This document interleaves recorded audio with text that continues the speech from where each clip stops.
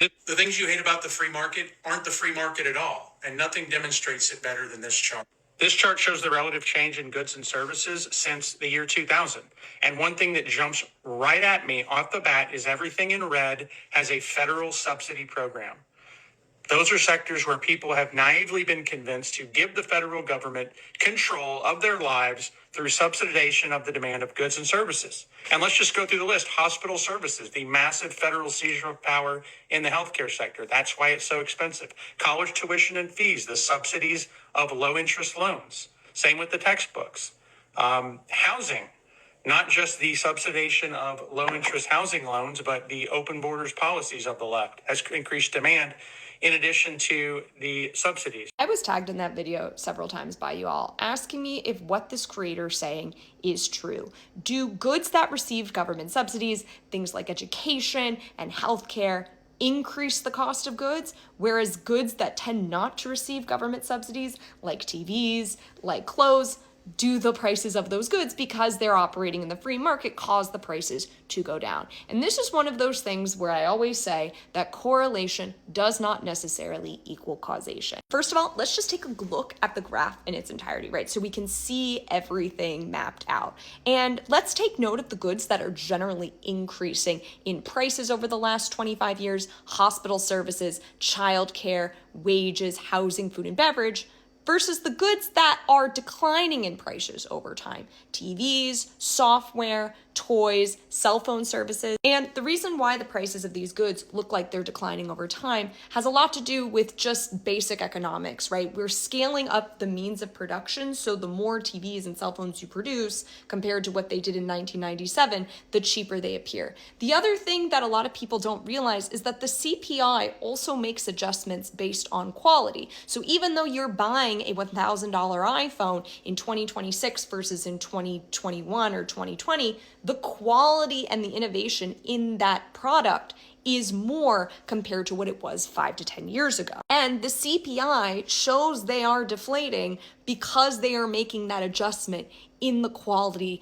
of the product that we're seeing. The same goes for TVs, right? You can buy a smart TV that has all these apps integrated with an incredible picture quality for about the same price that you could buy a TV that had really poor picture quality in the 90s. That's what these price adjustments are factoring in here. Whereas for products like services, right, like healthcare and education, it's harder to make adjustments for the quality of those products, simply because it's hard to quantify what exactly improvement of quality is compared to things like cell phones or TVs, right? We can say that the picture quality is better and there's more apps and there's more functionality and there's more battery life, but how do we quantify that in education or healthcare? Which is why the BLS doesn't adjust for that. So comparing these two categories of goods is a bit like comparing apples and oranges here. Secondly, let's just talk about the purpose of subsidies. And for the purposes of this video, I'm going to talk about healthcare subsidies simply because I'm a health economist and that's my area of expertise.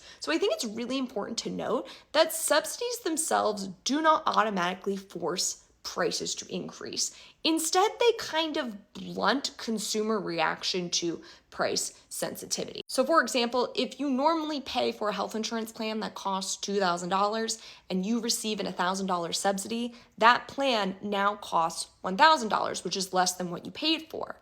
But because you have this $1,000 subsidy, you might be incentivized to buy a health insurance plan that costs $1,500. And that's the argument that this creator and several other more conservative creators make, is that this subsidy forces costs to increase over time because consumers are less sensitive to prices. However, the issue with health insurance specifically is that when you remove subsidies, you encourage healthy people to leave the health insurance market entirely. Like, we've seen this over the last year with the removal of the Affordable Care Act enhanced subsidies.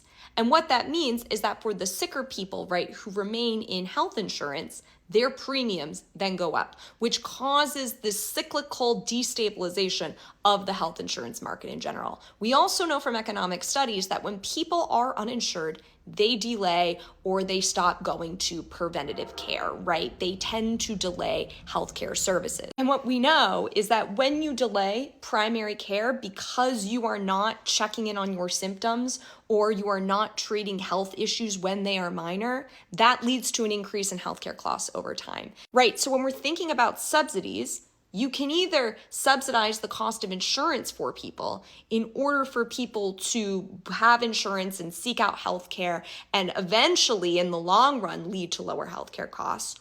Or you can remove those subsidies, remove that cost now, and have higher healthcare costs over time because people are delaying care due to a lack of insurance. That is the trade-off you make, and it's not very clear whether or not the cost of the subsidies is greater versus the cost of people delaying care is greater. And I haven't even talked about other factors that this video fails to mention about why healthcare costs could be increasing. The fact that we have an aging population that requires a higher healthcare cost. The fact that we have an increase in consolidation, right? Mergers and acquisitions, the entry of private equity into our healthcare system. There are so many other things specifically within healthcare that are leading to an increase in prices independent of subsidies. Again, subsidies could be a factor, but there are other possibilities specifically within healthcare that we can point to that would tell us why prices are increasing in general. And for now, that's all I got. As always, if you have any questions, let me know.